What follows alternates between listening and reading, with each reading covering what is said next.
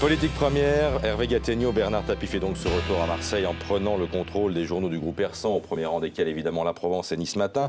À 2 ans des municipales, c'est un comeback qui inquiète évidemment les politiques locaux et pas seulement. Est-ce que vous croyez qu'ils ont raison ? Ils ont raison de s'inquiéter d'abord pour eux. On voit bien que Bernard Tapie leur fait déjà beaucoup d'ombre.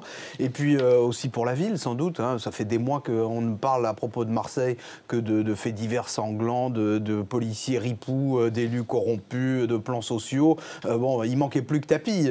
Donc la vérité, c'est que toute cette situation désastreuse, elle est propice à des formes de populisme, donc potentiellement à Bernard Tapie. Alors c'est vrai que Bernard Tapie a des points communs avec cette ville. Il a un charme assez fascinant, il faut bien lui reconnaître. Il a le sens du spectacle, il a beaucoup d'énergie, mais il y a aussi la mauvaise réputation, le côté un peu canaille.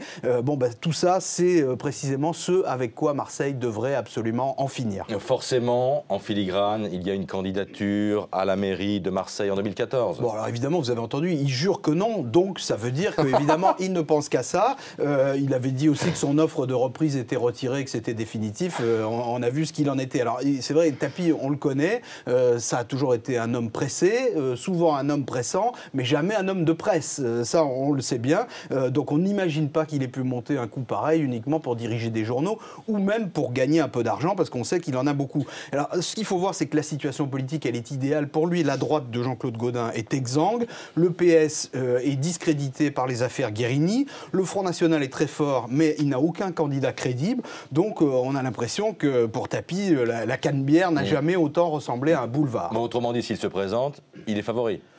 Écoutez, 2 ans c'est loin, mais en même temps, vu d'aujourd'hui, ça ne fait aucun doute. À Marseille, Tapie a déjà été élu député, conseiller général.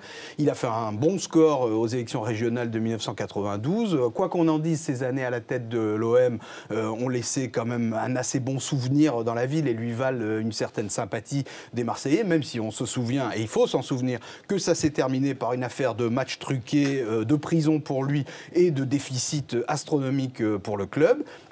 Surtout, ce qui se dit peu, c'est que Bernard Tapie peut compter à Marseille sur un soutien plus discret.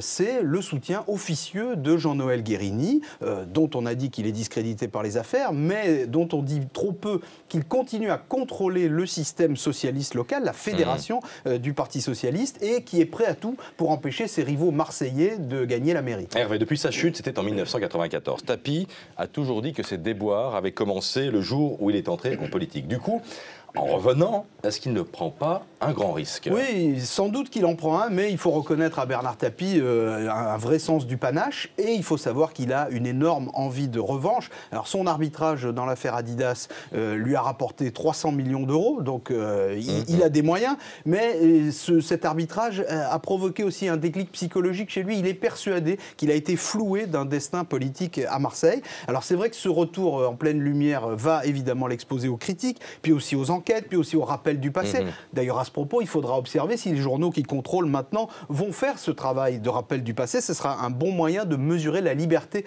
que Bernard Tapie leur laisse. En tout cas, on peut dire que si Bernard Tapie choisit ce risque, c'est qu'il pense qu'il a quelque chose réellement à y gagner dans cette aventure. C'est sans doute ce qui lui manque. Au fond, c'est une forme de reconnaissance, une forme de respectabilité. De ce point de vue, on peut dire qu'aujourd'hui, Bernard Tapie, d'une certaine façon, a plus besoin de Marseille que Marseille n'a besoin de Bernard Tapie. C'était Hervé Gattegno.